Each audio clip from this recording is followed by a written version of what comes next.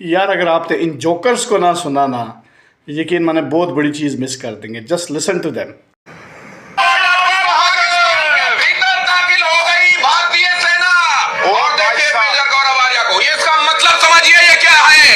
ये अब पराक्रम का वो प्रदर्शन है जिसकी ताव झेल नहीं पाएगा पाकिस्तान। अज्ञात बॉर्डर पर कहा जा रहा है कि भारत की सेना, भारत की आर्मी घुस गई है। अभी तक तो कहा जा रहा था कि सिर्फ एयरफोर्स अटैक कर रहा है, लेकिन अब भारत की आर्मी घुस गई है। मेजर गौरव आर्या, एक बार नेवी बीच में आके कराची पोर्ट पे आग लगा दे, मजा आ जाएगा। एक बार नेवी वाले आप भी जरा अपने इसमें हिस्सा डालो। आर्मी अंदर घुस गई है पाकिस्तान में। आईएनएस विक्रांत है, वहां से करिए 15-20 BrahMos fire, set fire to the Karachi port. आग लगा दो, कराची में फूंक डालो पूरे शहर में। मेजर गौरव आर्या, क्या आपको लग रहा है पाकिस्तान का नक्शा बहुत बुरी तरह बिगड़ने वाला आज रात? मैं बता रहा हूं, आज की रात देखना कयामत की रात है पाकिस्तानियों। सो मत जाना, आज की रात को कयामत की रात है। तुम्हारे सर पे